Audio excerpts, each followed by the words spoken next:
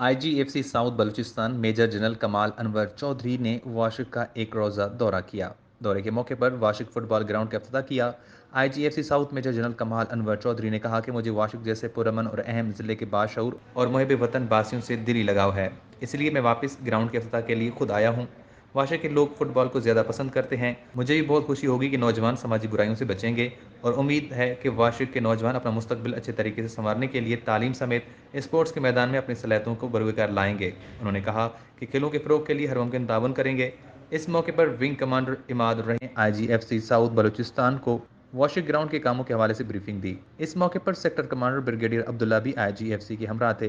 اس دوران M P اے واشق حاجی میر زابد علی ریکی نے کہا کہ واشق بلوچستان کا پسماندہ ترین ضلع ہے، یہاں سماجی سرگرمیوں کے ساتھ ساتھ بے روزگار نوجوانوں کو روزگار کے اچھے مواقع درکار ہیں۔ ایف سی نے واشق کے نوجوانوں کو خوبصورت گراؤنڈ دی ہے اور ہم امید کرتے ہیں کہ ایف سی واشق کی پسماندگی کے خاتمے کے لیے اہل واشق کے ساتھ ہر ممکن تعاون کریں گے۔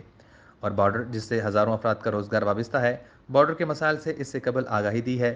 آج بطور عوامی نمائندہ استدعا ہے کہ بارڈر سے متعلق مسائل کے حل کے لیے مزید ٹھوس اقدامات اٹھائیں۔ آئی جی ایف سی ساؤتھ نے بارڈر کے مسائل کو ترجیحی بنیادوں پر حل کرنے کی یقین دہانی کرائی ہے۔